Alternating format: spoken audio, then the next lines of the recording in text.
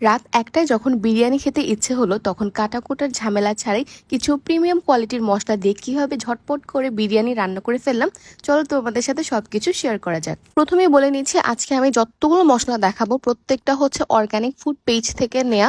Trust me, তোমরা যদি এই পেজের মশলাগুলো দিয়ে একবার রান্না করা শুরু করো তাহলে আর কখনো অন্য কোনো মশলা দিয়ে রান্না করতে ইচ্ছে করবে না। আমি এই প্রথমবারের মতো পাটায় বাটা মরিচ, পাটায় বাটা হলুদ, তারপর হচ্ছে জিরা, ধনিয়া এগুলো ব্যবহার করলাম এবং আমি ফ্যান হয়ে গেছি ওদের মশলার। আর আজকে বিরিয়ানি রান্নার শো স্টপার হচ্ছে এই বিরিয়ানি মশলা। তোমরা জাস্ট আমার কথা বিশ্বাস করে একবার ওদের গরম মশলা আর হচ্ছে বিরিয়ানি মশলাটা ট্রাই করে দেখো, ইউ উইল থ্যাঙ্ক মি। এগুলো এত মজার।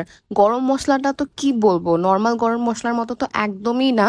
আর বিরিয়ানি মশলাটাও হচ্ছে এটা দিয়ে রান্না করলে, বাই দ্য ওয়ে ওদের কিন্তু সরিষার তেলও আছে। আজকে আমি বিরিয়ানিটা সরিষার তেল দিয়ে রান্না করব। আর যেটা বলছিলাম যে ওদের বিরিয়ানি মশলাটা দিয়ে রান্না করলে এটা মনে হবে যে বাইরে থেকে কিনে আনা বিরিয়ানি। মানে ঘরের যে একটা স্বাদ এরকম হচ্ছে লাগবেই না, মনে হবে বাইরে থেকে কিনে এনেছো। কাল তো সারাদিন ঝুম বৃষ্টি হয়েছে, দুপুরে আমাদের কোনো খিচুড়িও রান্না হয়নি আর অন্য কোনো কিছু রান্না করা হয়নি, সাদা ভাত রান্না করা হয়েছিল। এই জন্য রাতের বেলা হঠাৎ করে মনে হলো যে আমরা বিরিয়ানি খাবো এখন। আর আমি হচ্ছে কাটাকুটার ঝামেলার জন্য না কোনো কিছু করতে চাই না, কিন্তু পরে চিন্তা করলাম ঘরে তো সব মশলা রেডি আছে, সো এখন হচ্ছে রান্না করাই যেতে পারে। এবং এই মশলাগুলো দিয়ে রান্না করার পর যে এরকম টেস্ট আসবে আমি আসলে একদমই এক্সপেক্ট করিনি। আমি কিছুদিন আগে চিকেন ভাজার জন্য ওদের গরম মশলাটা একটু ইউজ করেছিলাম।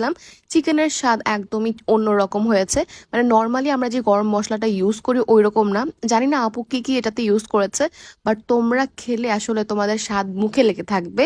মানে মশলার ঘ্রাণটা কখনোই ভুলবা না এরকম। এরপর প্রিমিয়াম ঘিও আছে আপুদের পেজে, আর এটা দিয়ে হচ্ছে এখন আমি পোলাওটাকে ভাজবো। আমাদের দাদি নানিরা পাটায় বাটা মশলা দিয়ে সবকিছু রান্না করতো আর তাদের খাবারের স্বাদ অসম্ভব মজার হতো, আমরা সবাই জানি। তো ওই খাবারের স্বাদ কিছুটা হলেও পেতে হলে আমাদের কিন্তু পাটায় বাটা মশলাগুলো নিতে হবে আপুর পেজ থেকে।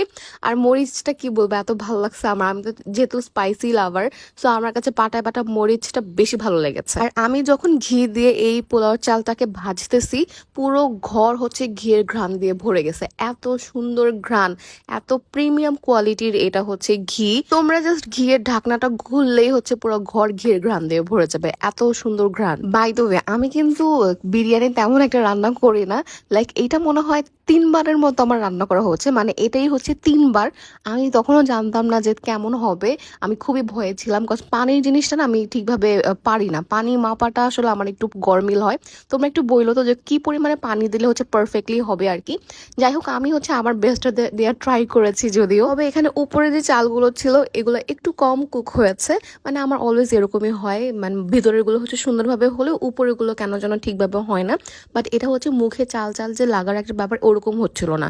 ইট ওয়াজ ফাইন। আর ভাই ট্রাস্ট মি, আমার হাজব্যান্ড খেয়ে বলতেছে মনে হচ্ছে না যে এটা বাসায় রান্না করা, এটা বাইরে থেকে আনা কোনো বিরিয়ানি মনে হচ্ছিল। কজ মশলাটাই ভাই এত মজার, এত ভালো একটা মশলা। কুরবানির আগে তোমরা গরম মশলা আর বিরিয়ানি মশলাটা অবশ্যই নিয়ে রাখবা, তোমরা তো একদম পাগল হয়ে যাবে একবার ইউজ করলে।